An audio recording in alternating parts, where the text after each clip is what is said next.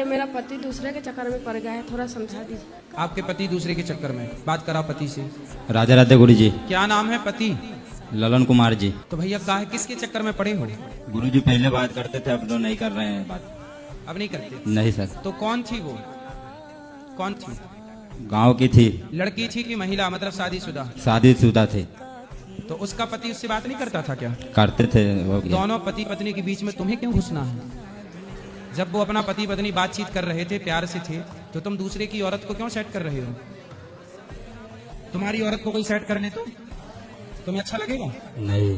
फिर तुम्हारी पत्नी को कोई दूसरा पुरुष अपने बस में कर ले, आपको अच्छा लगेगा? नहीं। तो आप दूसरे की पत्नी को क्यों अपने चक्कर में फंसा रहे हो?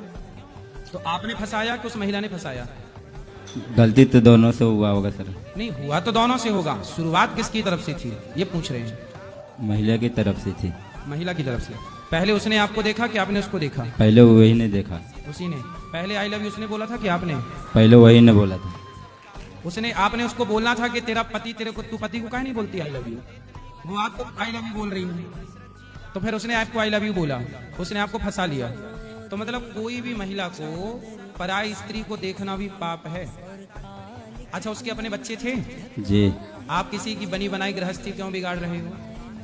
जो व्यक्ति किसी का बिगाड़ता है उसका बनता है कभी? नहीं। एक वैश्या थी, उसने सारे गांव के लड़कों को बिगाड़ना शुरू कर दिया। तो गांव वाले बड़े परेशान होकर संत जी के पास गए।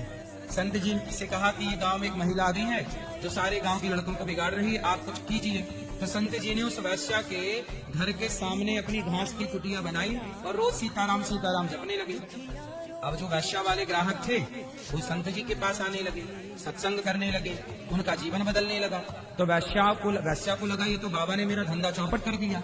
तो वैश्या ने अपने यार से कहा कि जाओ बाबा की कुटिया में आग लगा दो, जल जाएगी तो भाग जाएगा।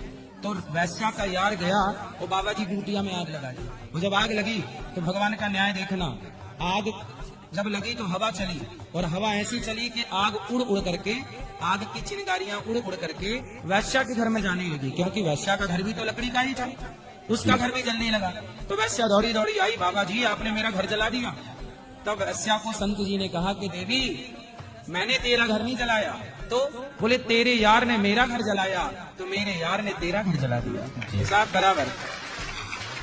जब आप किसी का घर बिगाड़ते हैं जी। तो आपका घर नहीं बिगड़ेगा? बिगड़ेगा। फिर आज के बाद भगवान से 100 बार सॉरी बोलना और भगवान का नाम जपना, मन लगा के पैसा कमाओ, सेवा दीन दुखियों की करो।